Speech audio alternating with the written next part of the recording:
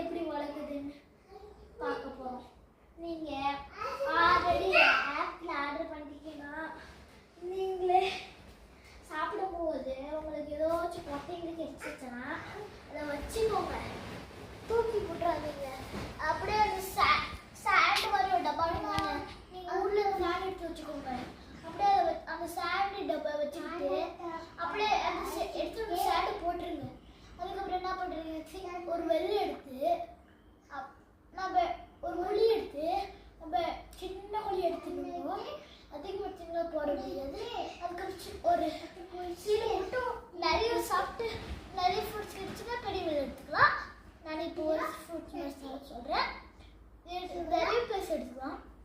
அதுக்கப்புறம் க்ளோஸ் பண்ணிட்டு தண்ணி தூங்கு, கொஞ்சோண்டு தண்ணி தூங்கு, நிறைய வந்துடும். அது நீங்கள் தண்ணி ஊற்றுறதுல காஞ்சி பழமே கேட்காது.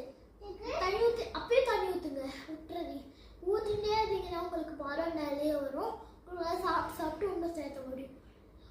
நான் பண்ண வீடியோ உங்களுக்கு ரொம்ப பிடிச்சிருந்தேன்.